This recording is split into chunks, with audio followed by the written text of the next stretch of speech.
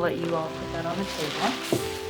The log cabin quilt is probably the most iconic of all quilt patterns. They're one of the most successful and most interesting patterns that we see in American quilt making. Functional and beautiful, quilts have traditionally been the art form of women.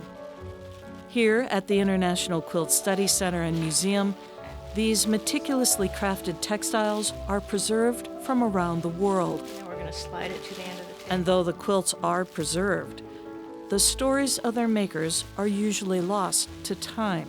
But even then, there are exceptions. Caroline's story is so interesting because it really tells us about a woman's life at a time when we don't know a lot of women's stories. Quilt maker Caroline Boston lived during one of the most polarized times in American history.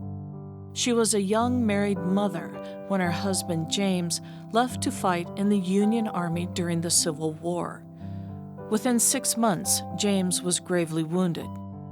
When he was moved to a military hospital in St. Louis, Caroline would make an unusual decision for a woman of her time.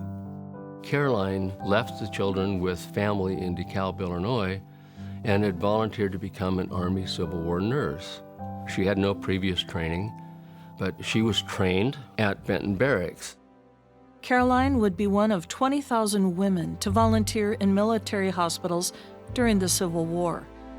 She would remain at Benton Barracks until her husband's medical discharge in April of 1864. Every time I think about that story, I can't imagine making the decision. It wasn't to leave the children, it was to do something. It was to help the war effort. The extent of Caroline's charitable efforts didn't end with the war. When James was medically discharged from the Army, the Bostons began a new life on a homestead near Du Bois, Nebraska.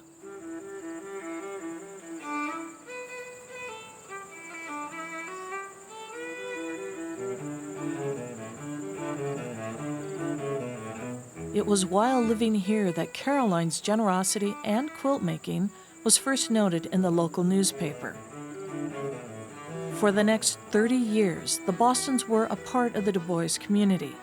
But when they lost their farm in the Depression of the 1890s, they moved on to Kansas. I think there's a strong connection with Smith Center, Kansas, where the great-great-grandparents moved in 1894, and those soldiers that are on the quilt.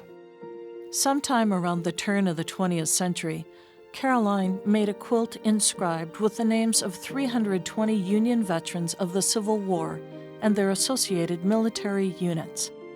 Caroline Boston was obviously making this quilt because that time for her in the Civil War when she served obviously was hugely impactful for her, and she wanted to memorialize that over time.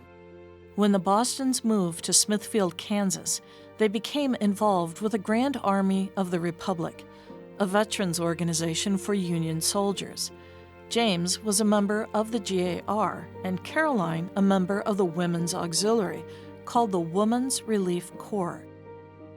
Caroline's descendants believe it was her association with this group that inspired her to create a quilt honoring war veterans. When we've researched all 320 names, we've nailed down at least 315 individuals. We know who they were definitely. So there's 2 black soldiers, at least one black soldier, Benjamin Davenport, we know was a slave before the war. William McKinley is on the quilt. It's in impeccable condition for a quilt that's well over 100 years old. Civil War-era quilts are rare. Caroline's is especially unique, not only because of the names inscribed on it, but also because we know the story of the maker. Caroline's quilt was handed down through 4 of her descendants before it was recently gifted to the International Quilt Study Center and Museum. The family wasn't sure what they were going to do with the quilt. They weren't quite ready to give it up. We were so impressed with the museum and the staff. Just a wonderful group of people and a facility that's world class. Today, Caroline's family gathers to officially present her quilt to the Quilt Center. It's nice to meet you, Gladys, and I wanted to say thank you very much for trusting this piece to us. We will take very good care of it. My vision was that someday I was going to die and they were going to sell it for $5 at a yard sale. We decided this was really the best place for it. Gladys is the end of the maternal line, so she never got married, never had kids, so what's going to happen to it? I'm sure that Caroline Boston had no idea that her quilt was going to end up in a museum, 130 years later. It's a benchmark in our collection, and it's become really important. And as time passes, it will only gain in importance as a record of that. Just knowing the quality of this museum and the care they'll give it, Gladys felt that it was coming back home. It was coming back to Nebraska.